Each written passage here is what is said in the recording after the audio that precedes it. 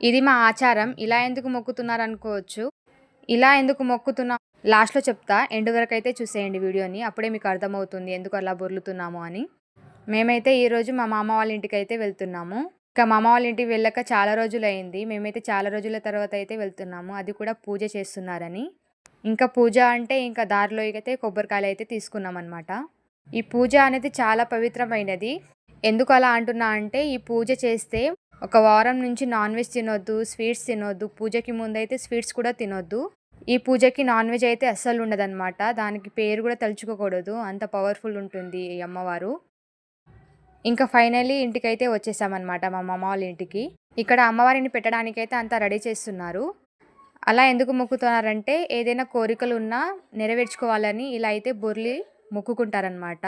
ఈ అమ్మవారైతే చాలా పవర్‌ఫుల్ ఉంటుంది. మేమైతే ఈ అమ్మవారిని అయితే సత్తి అమ్మవారని అయితే పిలుస్తామనమాట. పూజకి ముందు స్వీట్స్ అయితే అస్సలు తినొద్దు. ఇది మొత్తం స్వీట్స్‌తోనే ఉంటుంది పూజ మొత్తం. ఇంకా దానికి స్వీట్స్, ఫ్రూట్స్ అవే పెడతారనమాట. ఇంకా భజన అయితే చేస్తున్నాం ఇక్కడ. పూజ అయితే అయిపోయింది. ప్రసాదం అయితే తింటున్నాం. వీడియో నచ్చితే లైక్ చేయండి. అలాగే మన ఛానల్‌ని ఫస్ట్ టైం చూస్తే సబ్స్క్రైబ్ చేసుకోండి. Thank you for watching.